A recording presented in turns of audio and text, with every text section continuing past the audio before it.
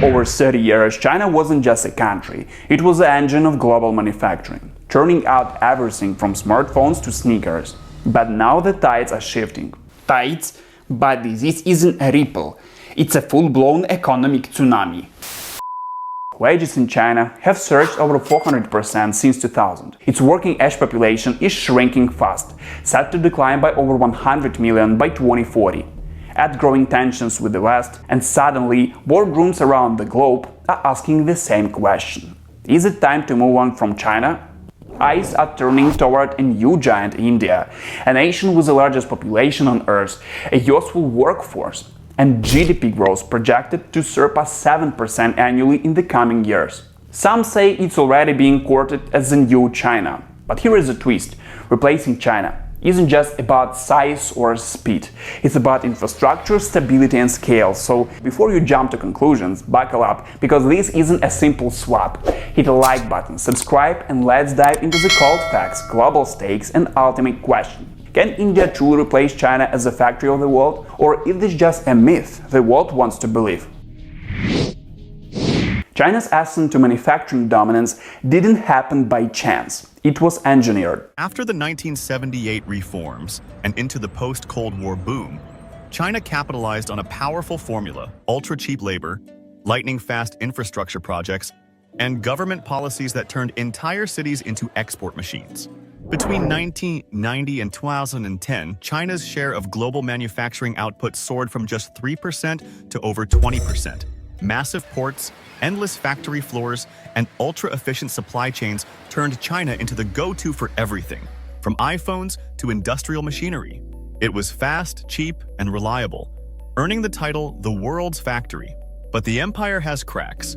Average manufacturing wages in China have increased by over 500% since 2000, eroding the low-cost advantage. Its working-age population peaked in 2015 and is expected to drop by nearly 30 million by 2035.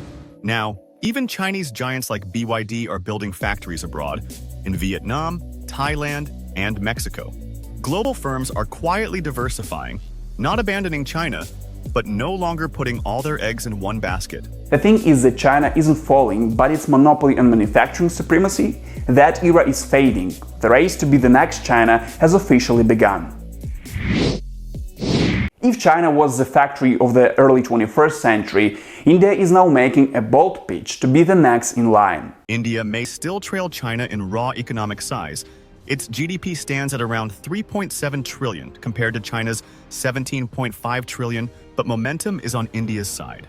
In 2023, India became the world's fastest-growing major economy, with GDP expanding at over 7%, outpacing China's growth for several years running. Demographically, the contrast is even sharper. India just overtook China as the most populous country, and its median age is only 28, compared to China's 39. That means a rising army of young workers. Over 900 million people are under the age of 35, creating a massive demographic dividend that mirrors China's advantage 2 decades ago. Big business is noticing. Apple has started shifting iPhone production to India, with plans to make 25% of all iPhones there by 2025. Bajaj is exporting motorbikes globally. Major defense players like Lockheed Martin and Boeing are investing in Indian production lines. And foreign direct investment is pouring in. In 2023, India saw over 70 billion in FDI, with a sharp rise in electronics and manufacturing sectors. From railways to digital payments, India's infrastructure is modernizing fast. The dots are starting to connect. The script feels familiar. Ambition, low cost, and rising global interest. The big question: can India finish the story China started? India isn't becoming the next China. It's becoming something entirely different. While China's rise was choreographed through top-down, state-led planning, India's path is messier, democratic, decentralized, and defiantly complex. China synchronized its growth with massive infrastructure blitzes and manufacturing mastery. India, on the other hand, is a service sector giant. It exports IT services worth over 200 billion annually, runs global call centers, and powers back-end tech for Silicon Valley. But building smartphones isn't the same as coding their apps. India lacks the industrial muscle that defined China's dominance. Manufacturing still makes up just 14% of India's GDP, compared to 27% in China. The nation's infrastructure lags, with logistics costs eating up nearly 14% of GDP, almost double the global average. Only 0.6% of India's GDP goes to R&D, far behind China's 2.4%. Then there's the labor challenge. Millions of young people, yes, but few with the factory-ready skills to compete. And while global companies look to India, Beijing actively obstructs, slowing tech transfers and pulling back technical support to keep India in check. India's rise is real, but it's no copy-paste of China's playbook, and it faces a steeper climb. Still, maybe the goal isn't to replicate China, but to outgrow its shadow?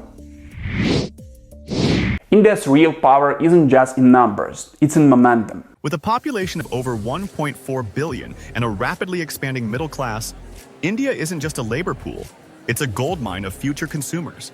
Global giants from Apple to Tesla aren't just setting up factories, they're chasing access to this massive market.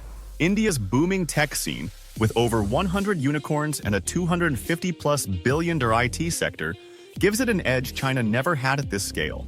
It's also home to one of the world's fastest-growing digital economies, where over 10 billion digital transactions happen monthly. Unlike China's centralized command model, India's messy democracy allows innovation to bubble from the bottom. It's chaotic, but creative, flexible, and shock-resistant. And as global trust in China fades, India is gaining favor as a stable, reliable alternative. As we can see, the game isn't about copying China anymore, it's about offering the world a different and perhaps smarter playbook. The 21st century manufacturing map is being redrawn, and this time it won't revolve around a single country. After decades of heavy dependence on China, global firms have learned a hard lesson. Resilience trumps efficiency. From pandemic disruptions to geopolitical tensions, the risks of relying on one superfactory are too great. Now, the future is decentralized. Companies are embracing the China Plus One strategy, spreading operations across Vietnam, Mexico, Indonesia, and yes, India. This shift isn't just economic, it's strategic. It's about diversifying supply chains, lowering geopolitical exposure, and building regional production hubs closer to end markets. India doesn't need to replace China to win. Instead, it can thrive as part of a broader ecosystem, leveraging its massive workforce, digital strengths, and rising global trust. The race isn't to become the next China. It's to build a new model for global industry, one that's smarter, more balanced, and less fragile.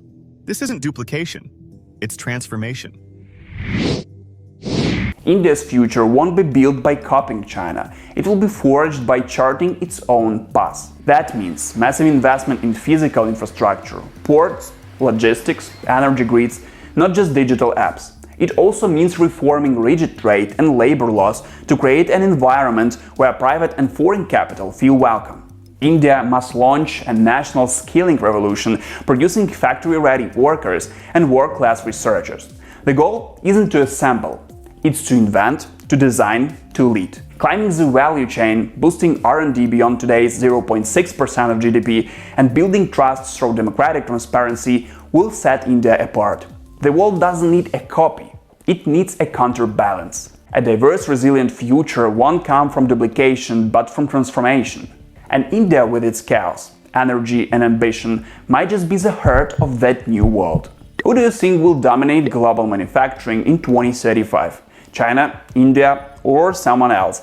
Drop your thoughts in the comments below. Also, don't forget to hit the like button, subscribe, and share this video so you won't miss our upcoming content. Catch you in the next one.